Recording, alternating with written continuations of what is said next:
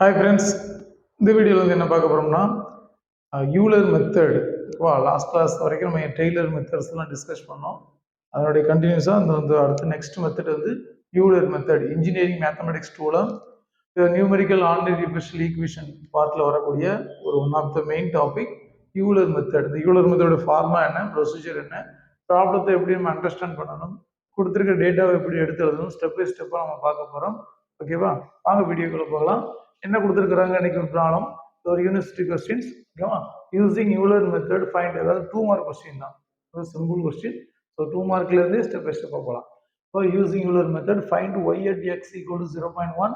Y at x அப்படின்னாலே அது இன்டெரக்டாக, நான் வந்து ஏற்கனவே டெய்லர் மெத்தட்லையும் எதாவது சொன்னேன். ஒய் அட் எக்ஸ் வந்து இன்டெரக்டாக ஹெச் மென்ஷன் பண்ணும். H equal to 0.1. இதில் அர்த்தம் என்ன, h equal to 0.1 meaning dy by dx. dy by dxனாலும் y டேஷ்னாலும் f of x, yனாலும் சேம் தான். ஓகேவா, சம்டைம்ஸில் y டேஷ் கொடுப்பாங்க, சில ப்ராப்ளத்தில் f of x, yன்னு சொல்லுவாங்க. ஸோ எப்படி சொன்னாலும் அது மீனிங் ஒன்று தான். இப்போ dy by dx equal to 1 plus xy given that y of 0 equal to 2. ஏன்னா கொடுத்துருக்கிற டேட்டாவை ஃபஸ்ட் எடுத்து எழுதிக்கணும். given first f of xy கொடுத்தது f of xy equal to dy by dx f of xy எழுதலாம், y dash கூட எழுதலாம். ஓகேவா, f of x 1 plus xy. Next வந்து நான் இருக்கல, இது உள்ள இருக்கிறது x வேல்யூ, வெளியே இருக்கிறது y வேல்யூ. என்ன சொன்னா, உள்ள இருக்கிறது x வேல்யூ, வெளியே இருக்கு. அப்போ உள்ள இருக்கிறது என்ன, x வேல்யூ. அப்போ x0 xோட ஃபர்ஸ்ட் வேல்யூ x0. உள்ள இருக்க வெளியே இருக்கு y வேல்யூ, அப்போ y0 ஈக்குவல். ரைட்டா, இப்படி கொடுத்துருப்பாங்க. உள்ள உள்ளது எல்லாமே x0, வெளியே உள்ளது எல்லாமே y0. ஓகேவா, and h ஈக்குவல் டு 0.1. எல்லாம் ரொம்ப ஃபார்முலா எழுதலாம்.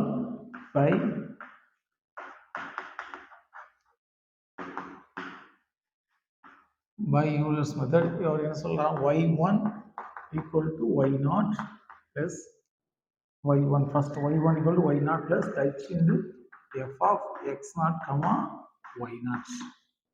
ஓகேவா, ரைட், இதான் ஃபார்முலா. சப்போஸ் இங்கே 2 போட்டால் இங்கே 1 போடணும், 1 போடணும். இங்கே 3 போட்டால் இங்கே 2 போடணும், 1 கம்மியாக போடணும். இங்கே 1 போட்டதுனால இங்கே 0 போட்டிருக்கோம், r0 போட்டிருக்கோம். சப்போஸ் y2 ஃபைன் பண்ணணும்னா y1 h into f of x1 y1 அப்படி. 3 வேணும்னா இங்கே 2 மாற்றிடும், 1 கம்மியாக வரும். சரி, ரைட். இப்போ இதில் அப்ளை பண்ணும். இப்போ y1 வேணும், y0 வேல்யூ என்ன, 2. h value 0.1. f of என்ன இருக்குல்ல, இந்த f of x0, y0 எப்படி எழுதலாம் அப்படின்னா, இல்லை கொஞ்சிக்கிடுங்க, நான் ஒரு ஸ்டெப் கூட எழுதிக்கிடுவேன். ஸ்டெப் எழுதிட்டு உங்களுக்கு சொல்லிடுறேன். y1 equal to y0 plus h into the f of x0, பாருங்க ப்ராப்ளத்தில் என்ன கொடுத்துருக்காங்க, f of xy 1 plus xy எழுதலாம்.